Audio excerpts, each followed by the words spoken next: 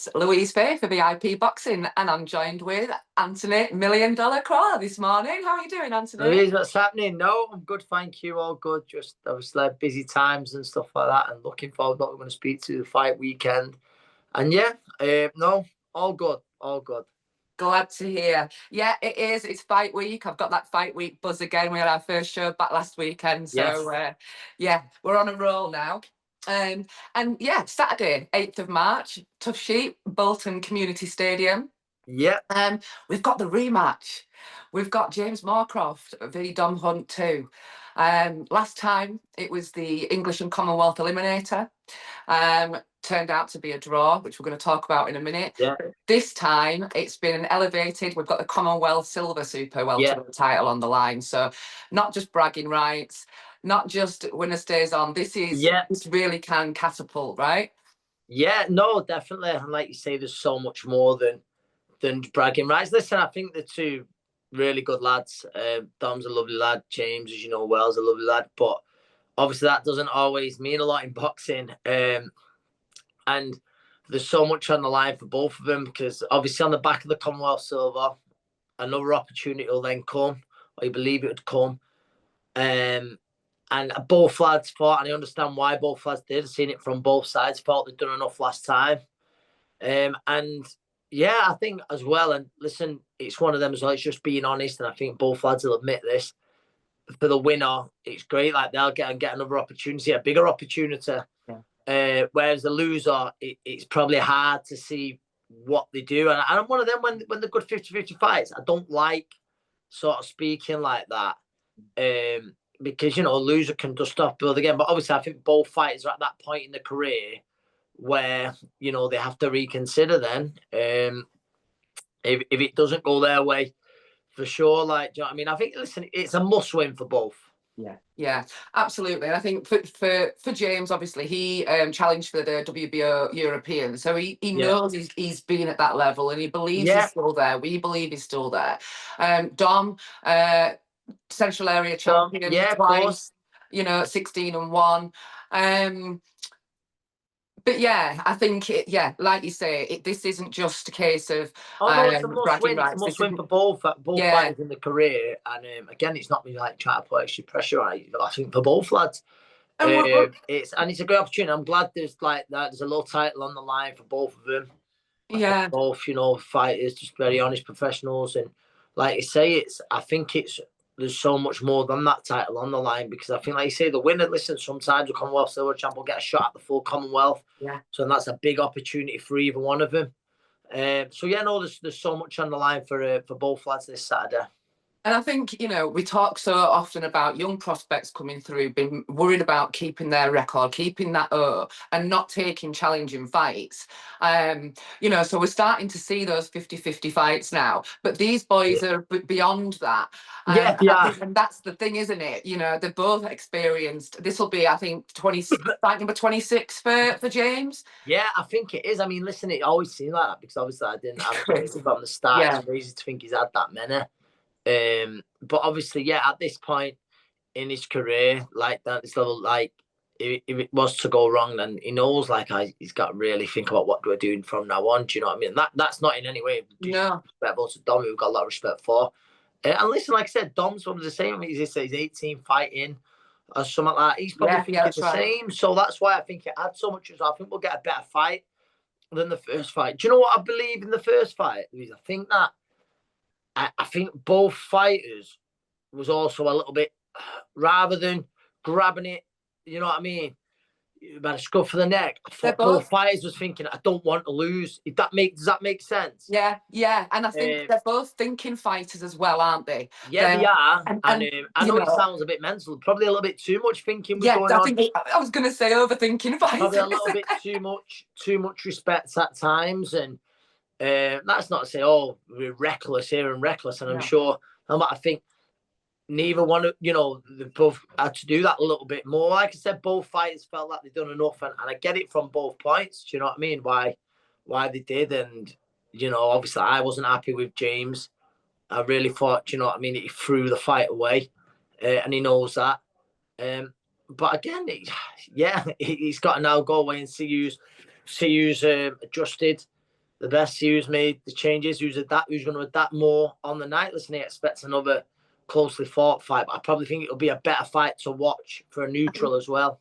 Yeah, I think it's going to catch fire a lot earlier, isn't it? Like we Yeah. say, I think, especially the first couple of rounds or few rounds, they were so close.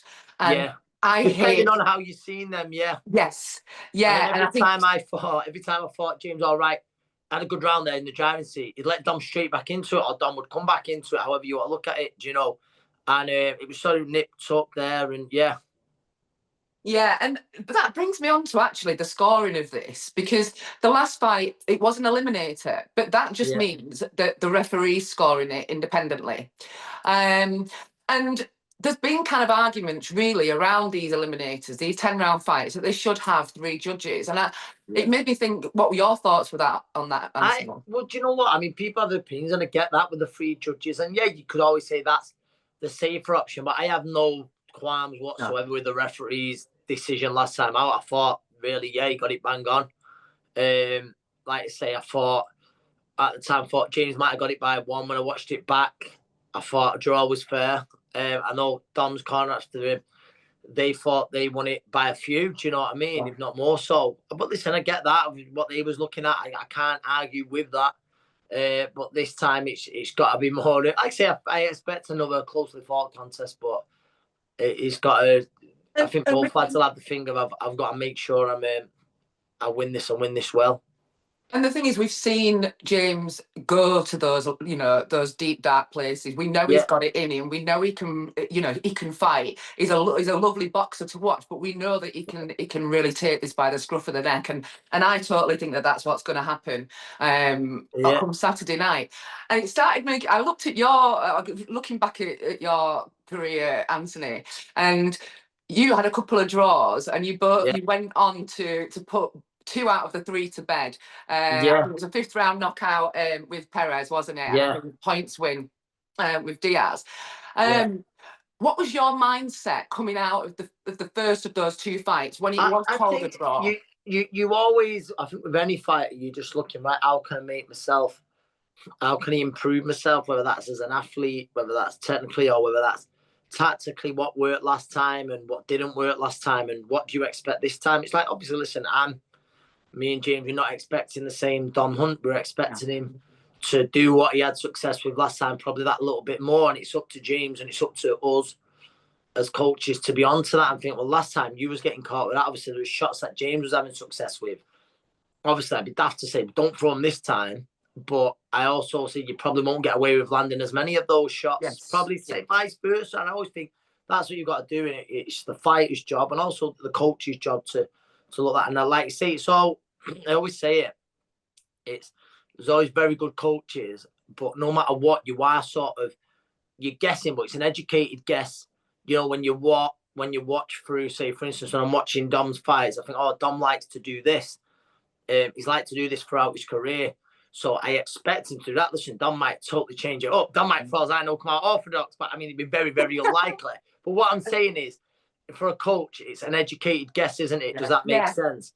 And that's what myself and Dom's team will be doing. And then no matter what we do, it's like passing the blame, it's up to the fighter to then carry that out. Do you know, like for last time, for instance, it's not me again passing the blame.